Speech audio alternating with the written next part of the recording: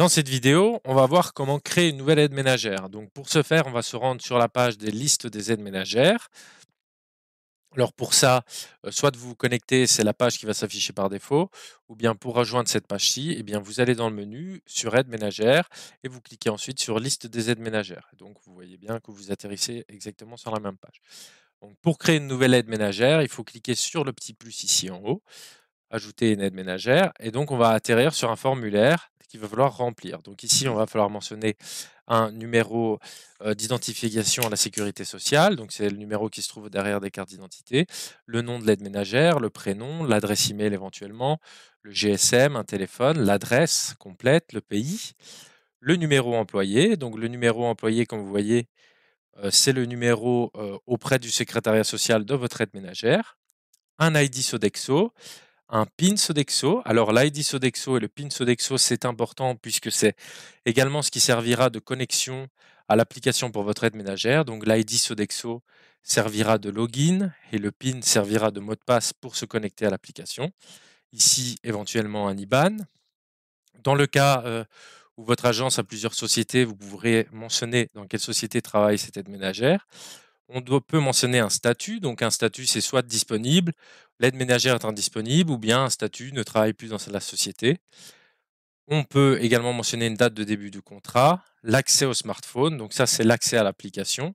Donc soit on n'autorise pas l'accès à l'application, soit on autorise l'accès à l'application, mais uniquement en mode lecture. Donc l'aide ménagère pourra simplement consulter l'application, mais ne faire aucune modification sur cette application, ou bien lecture-écriture, et dans ce cas-là, ils auront accès à certaines modifications de l'application.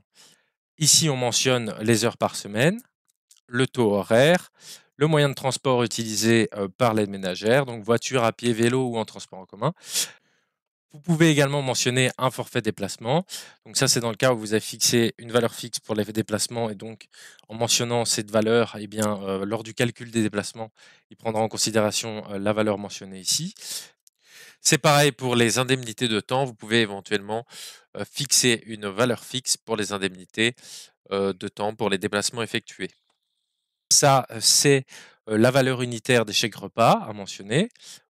Vous avez aussi le champ avance qui permet de mentionner l'avance salariale que vous allez éventuellement donner à votre aide ménagère.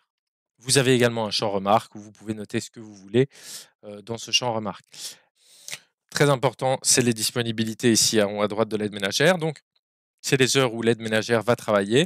Donc, il faudra mentionner le jour auquel elle travaille, évidemment, si c'est en matinée ou l'après-midi.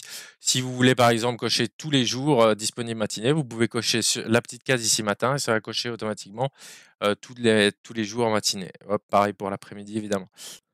En dessous, vous avez les compétences, c'est tout simplement ce que votre aide ménagère va pouvoir faire dans votre agence. Donc, par exemple, on peut mentionner que cette aide ménagère ici fera uniquement le repassage en atelier, par exemple, ou le transport des personnes.